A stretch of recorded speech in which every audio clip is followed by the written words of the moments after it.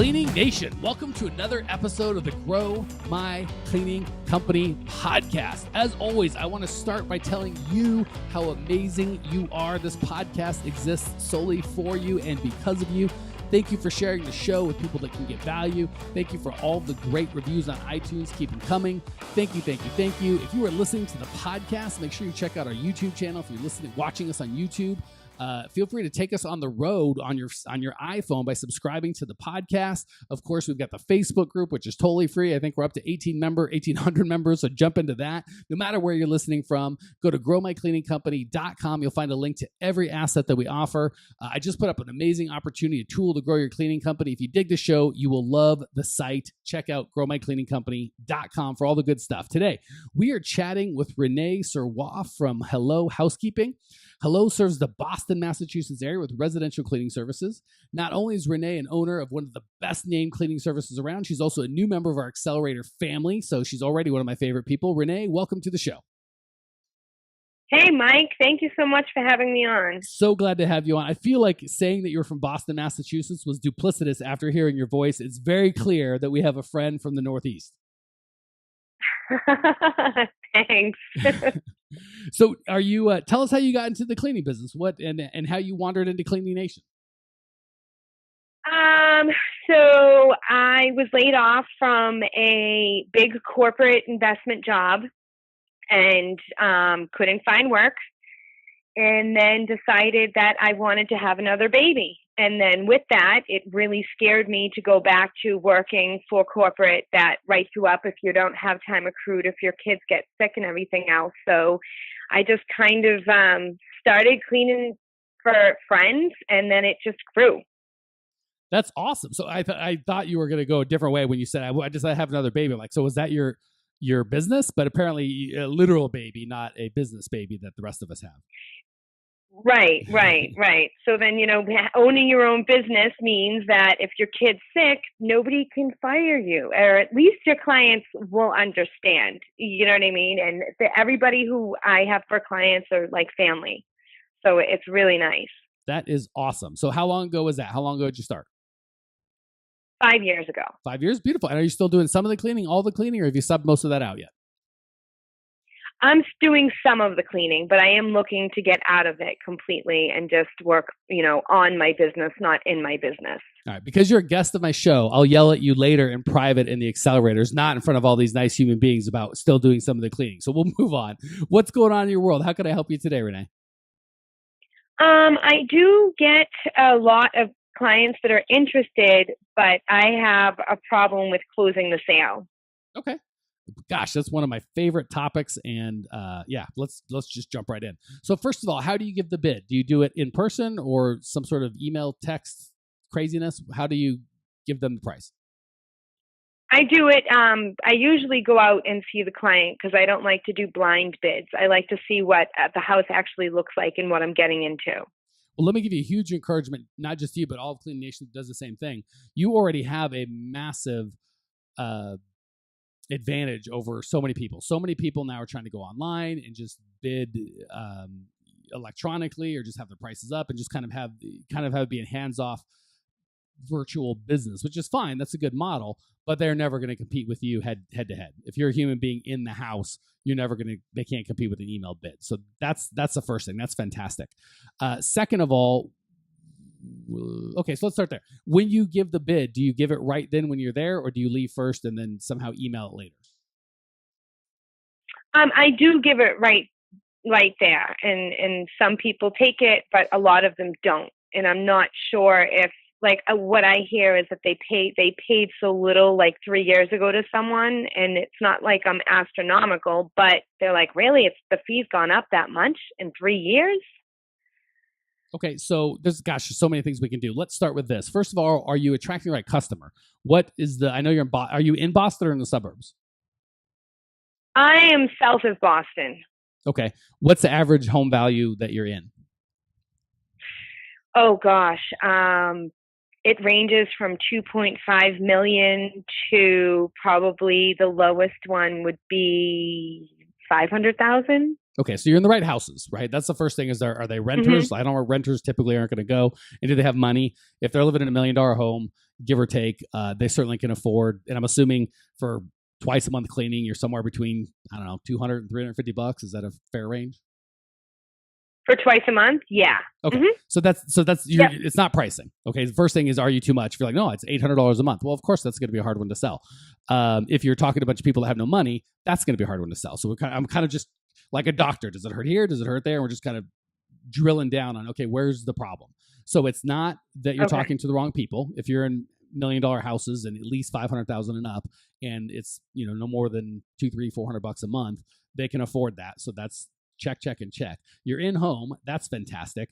Let's start by setting up the call. I think a lot of people don't understand how that pre-call is, how important that is. So what we do is before you go in, you want to set ground rules. So instead of just going out on every appointment, you're going to kind of qualify or disqualify them before you go.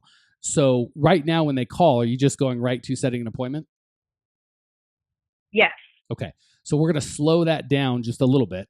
And we're going to ask some questions first. So what we're going to do is pre-qualify them. So when they say, hey, I'd like you to come out and give me a bid, you're going to say, great, what made you reach out and call me? And then you're going to be quiet. Can you give me like just a sample answer of what they might say if you said, what made you reach out and call?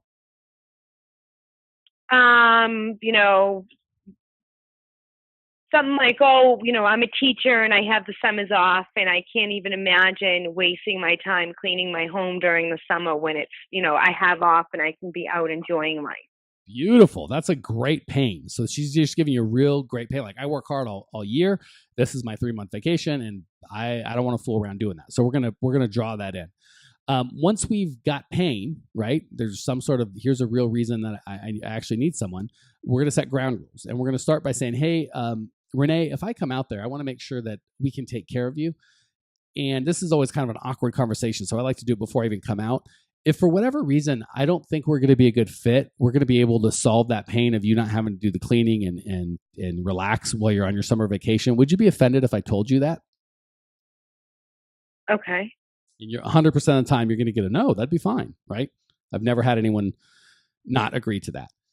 And then you flip it and go, on the flip side, for whatever reason, if I come out there and you think that I'm not a good fit, you don't like the look of my face, we're too expensive, too ugly, whatever it is, you don't like the car I drove up in, are you comfortable just letting me know that we're not a fit? Sounds fair enough. Okay. And 100% of the time, you're going to get a yes. No one's going to say no. And do you feel pressured right now, Rene, or do you feel like I'm looking out for you and your best needs? Oh, no, I feel like you're looking out for me and my best needs. Perfect. So I'm going to go, great.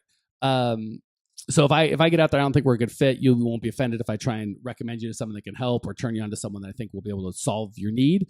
And for whatever reason, if you don't think I'm a good fit, you're going to let me know. Just so I'm clear, if I get out there and neither of those happen, I think I could do a great job and absolutely free you up for your summer. And you're excited to have me go and you haven't been able to disqualify me at all. What would you like to see happen next? And this is what I say to the client? Word for word. If I get out there and I'm not able to disqualify you and I think I can really solve your pain and obviously explain their pain back to them, and you like me and you think I'm going to be able to do a good job, what would you like to see happen next? Okay, I would like to see it move forward. Great. So you'd want us to pick a date and get you started right then? Yes. Great. So now we've set ground rules, right? We're not going to get out there and have, I got to think it over, I got to talk to my husband, and that sort of nonsense. And if there is a problem, they're going to tell you then, well, my husband's not going to be on the appointment and I need to talk to him before I make any decisions. So if I like you and you like me, what would happen next is I would talk with my husband, which is great information. And you're going to say something like, oh, fantastic. I think it's a great idea. We always want to make decisions together, but just to save you the trouble, because it sounds like your summer's starting and you've got travel to do and you've got a lot more stuff to fool with than this nonsense. Why don't we set a time when you and your husband will be there so we can either I can get you turned on to someone that can help you, or we can get you started right away. And this doesn't take 2-3 weeks. And by the time we get started, your summer's over. Does that make sense?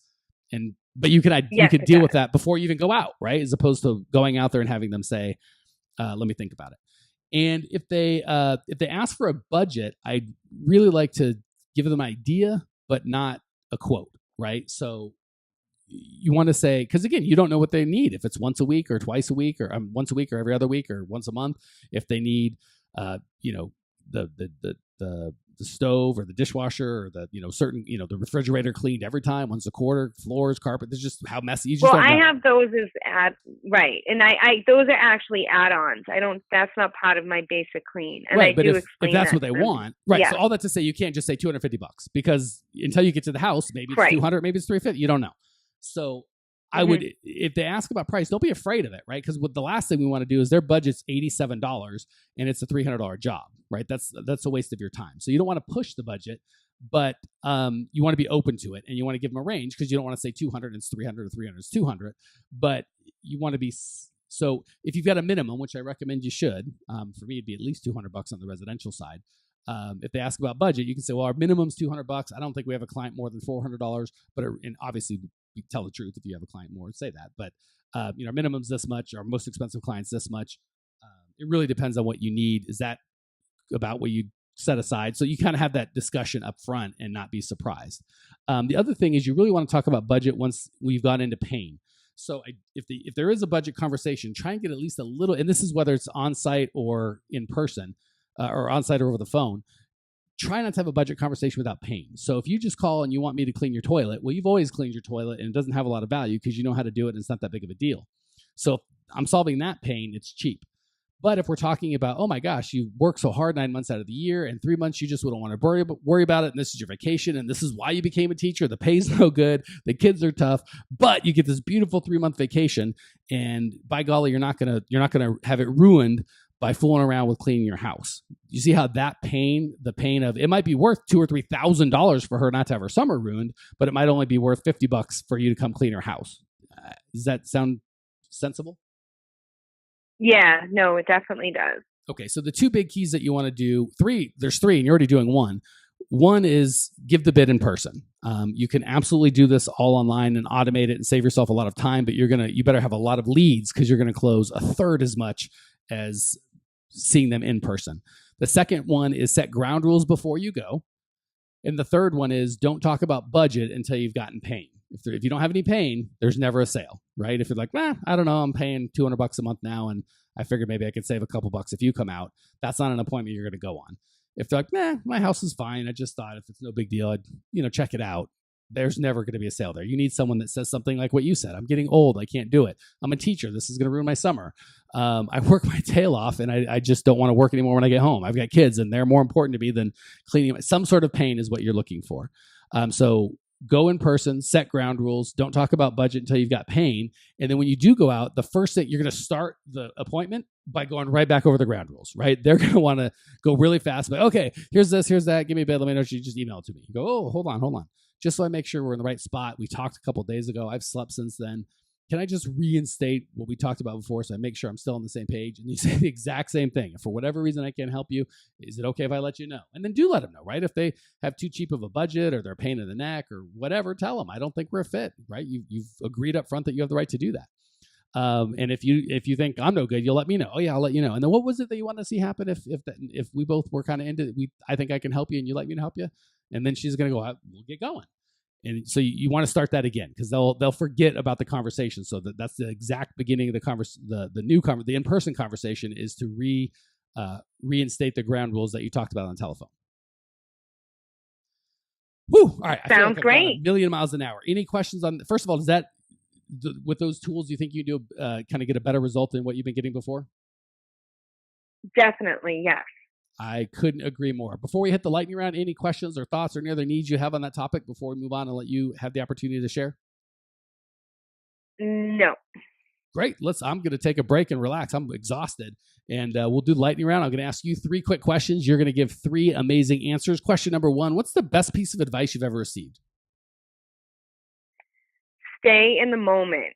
Don't think behind you. Don't think too far ahead of you. Stay in the moment and work on what's right in front of you.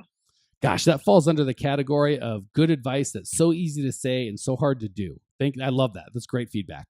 Question number 2, what's the biggest mistake you've made in the cleaning business that maybe we can learn from? Bidding way too low.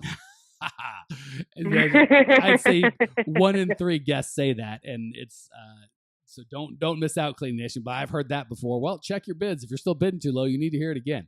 Question number 3. What's one idea, something simple and easy that Cleaning Nation can put into practice right away that will improve their lives and or their business? Something easy to implement. Oh gosh. Just be thankful and grateful for all the positivity in your life. God, you're 3 for 3, sister. I like every single one of those. Renee, thank you so much for joining us. Thank you for sharing your passion, your desire to grow. I appreciate you. I know Cleaning Nation appreciates you. Cleaning Nation, if you want to check out Renee's show notes page and get all the tools, the goodies, everything I know how to do to help you grow your cleaning company, it is all at growmycleaningcompany.com. I will see you there. Congratulations! You are now 16% smarter. Still can't get enough cleaning goodness? Go to www.growmycleaningcompany.com for more of the good stuff. Ever want to be rich and famous? Owners of cleaning companies as well as industry experts can apply to be featured on the show by emailing our producer Natalie at support@growmycleaningcompany.com. Until then, don't miss out on all the latest cleaning industry lovin' at www.growmycleaningcompany.com. Check it out now.